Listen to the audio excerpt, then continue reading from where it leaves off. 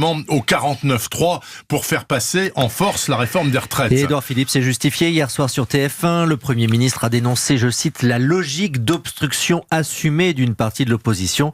Et l'article 49.3 de la Constitution permet d'avancer, a-t-il dit. Reste que les réactions sont très vives dans l'opposition qui a déposé 2 motions de censure. Quant aux syndicats, CGT en tête, eh bien ils promettent une action dans la semaine. Mais dès hier soir, des centaines de personnes sont spontanément descendues dans les rues de Paris, près de l'Assemblée nationale.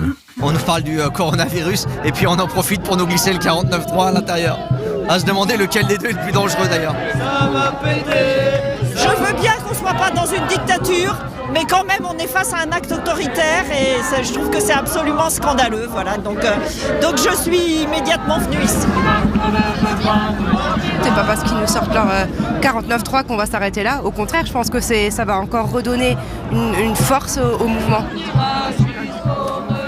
Voilà les propos recueillis par Nicolas Fellman. Notez qu'au Havre, la ville du Premier ministre, la permanence d'Édouard Philippe, candidat au municipal, a été taguée et caillassée. Après 13 jours de débat, il restait 29 000 amendements à examiner. On se doutait donc que le gouvernement aurait recours au 49.3. Ça, c'est pas vraiment une surprise. Mais le Premier ministre l'a dégainé tout de même un week-end très particulier. Pourquoi, vous vous demandez ? Eh bien, écoutez la réponse d'Aurélie Herbemont. Il fallait mettre fin à l'obstruction parlementaire. Au gouvernement, on assume un 49.3 dégainé un samedi après-midi à l'issue d'un conseil des ministres consacré au coronavirus. Ça fait coup de Trafalgar, admet un conseiller ministériel, mais c'est le concept du 49.3, prendre tout le monde par surprise. Il faut dire que les parlementaires de la majorité étaient exaspérés par 13 jours de débat qui n'avançaient pas, enlisés sous les amendements de l'extrême gauche. C'est une délivrance, souffle un député.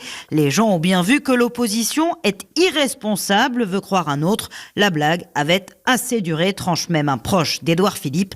Reste que le 49.3 est synonyme de passage en force. Le risque, alimenter le procès en autoritarisme de l'exécutif à 2 semaines des municipales. Mais une élue dédramatise. On savait déjà qu'on allait prendre une raclée, alors autant être efficace et avancer. Et je vous rappelle qu'à 8h moins le quart, le numéro 1 de Force ouvrière, Yves Verrier, sera en ligne avec nous. Encore un mot.